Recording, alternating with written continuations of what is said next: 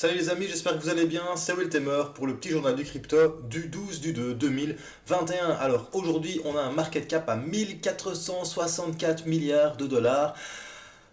Ça fait du bien de voir ça, on se dirige vers les 2000 milliards de dollars, ça va très très vite depuis les 1000 milliards de dollars. On a le Bitcoin qui stagne avec un 0,16%, il s'échange toujours à 47 680 dollars. On a Ethereum qui se réveille et qui passe au-dessus des 1800 dollars à 1826 dollars. On a Cardano, la petite élan de mon cœur, qui corrige légèrement aujourd'hui, 3,43%, il est toujours au-dessus des 0,90 à 0,91. 66. On a le petit Ripple de Jean-Pierre Riffard qui se réveille grandement et qui nous fait un 12,32% à 0,5799. Et on a le petit Polkadot qui danse la polka, la rumba, la salsa, la bossa nova, le tango, tout ce que tu veux. 15,51% à 29 dollars, nouvelle all-time high. On a le Binance Coin qui fait 11,69% et il nous fait aussi un 137,31 avec un dernier all-time high. On a le Litecoin, n'oublie pas, si l'or est au Bitcoin, l'argent est au Litecoin, 2,45% à 189,91 dollars. On a le Chainlink en 9e position, 6,40 et on a le Stellar Lumen, 6,01. Alors le gagnant du jour, ladies and gentlemen, c'est Voyage Token qui nous fait 47,27%. On a Algotran qui continue de monter avec 42,62% et The Graph, il était déjà en première position hier, aujourd'hui il nous fait 39,31%, ce qui pousse sa montée à 162,97% en 7 jours, c'est un truc de dingue. Et on a Cosmos qui explose complètement, je l'ai vendu à 9 il y a quelques jours, je suis dégoûté, enfin presque une semaine maintenant, il te fait 22,29% à 20,45 pour moi, c'est du lourd, c'est aussi lourd que Polkadot. Cosmos, c'est aussi l'interopérabilité des blockchains. Alors si tu es nouveau sur la chaîne, n'hésite pas à t'abonner et d'actionner la petite cloche de notification pour rater aucun petit journal du crypto en mode quotidien. Alors aussi rejoins-nous sur le compte Twitter de la chaîne et sur la page Facebook. Allez, c'est parti, générique.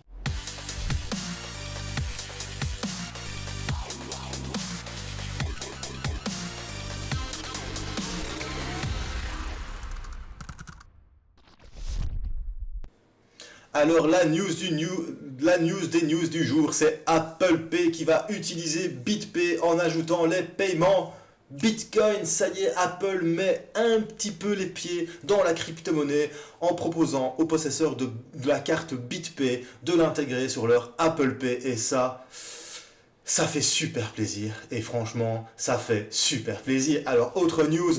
Aujourd'hui, il y a énormément de choses à traiter. On a Bitcoin qui vaut maintenant plus que JP Morgan, Bank of America et Wells Fargo.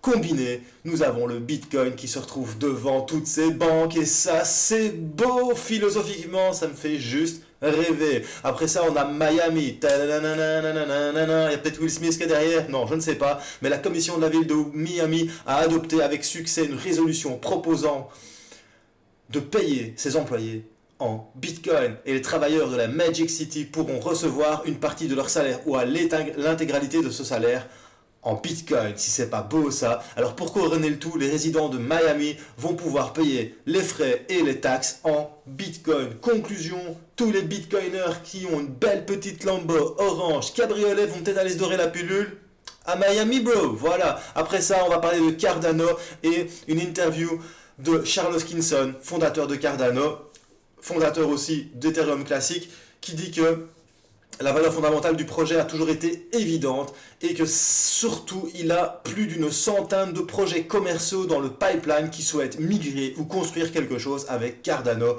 Conclusion, Cardano va peut-être continuer to the moon. Après ça, on a Jack Dorsey. Donc Jack Dorsey, c'est le créateur de Twitter et de Square qui s'unit à Jay-Z. Tu sais, Jay-Z, le rappeur, quand même, rien que ça, pour faire de Bitcoin la monnaie d'Internet. Il n'y avait pas besoin de Jay-Z, il n'y avait pas besoin de Jack Dorsey, c'est quand même ce que voulait faire Satoshi Nakamoto à la base, les gars, vous avez rien inventé, désolé. Mais bon, c'est vrai que vous avez quand même une plus grande notoriété pour le moment, parce que quand même, il faut penser que Monsieur Satoshi Nakamoto est rentré virtuellement dans les personnes les plus riches du monde, vu que c'est lui qui détient le plus grand nombre de Bitcoin.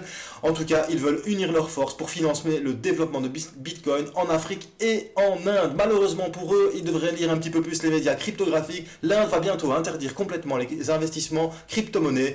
Et ça, c'est un personnage se trouvant très proche du Parlement qui nous l'indique, le gouvernement indien imposera une interdiction complète des investissements crypto. Les investisseurs ayant déjà des crypto-monnaies vont avoir une période de transition de 3 à 6 mois pour liquider leurs investissements. C'est très très très dommageable de faire ça pour le milieu de la crypto-monnaie et surtout pour l'Inde. Je ne comprends vraiment pas ce qui se passe en Inde, surtout que c'est un pays en plein essor. Franchement, pour moi, mauvaise décision. Après ça, on a Grayscale qui ajoute en une journée plus de 52 730 Ethereum à leur Trust ETH. Ça fait 93 millions de dollars, tu vois ça ici, ça fait plutôt plaisir, enfin bof, c'est quand même quelque chose qui centralise les crypto-monnaies. Encore une fois, n'oublie pas, les crypto-monnaies, c'est quoi? Décentralisation, hein, c'est pour combattre tout ça. Et à la place de les combattre, ben, ils font gagner encore plus d'argent à tous ces gens. Voilà, en parlant d'Ethereum, on va faire une petite analyse technique de l'Ethereum. Pour l'instant, Ethereum, tu vois qu'il continue de monter, qu'il est dans ce canal haussier. J'irais même presque jusqu'à dire qu'il est dans ce biseau haussier. Tu vois, c'est léger, mais c'est quand même un petit biseau haussier. Généralement, quand tu as un biseau haussier derrière, ça corrige. Et ce qui me dit ça, c'est que tu vois que ça monte ici, et que là, on a une divergence, ça s'appelle une divergence. Donc, et ça descend sur le RSI, et ça compresse surtout sur le RSI. Tu vois vraiment que le RSI il est en train de compresser sévère. Alors, deux possibilités à ça. Soit il a pris son rebond ici, sur le niveau RSI, à 48-40, mais non, malheureusement, il n'a pas encore touché. Donc, il est vraiment en train de compresser.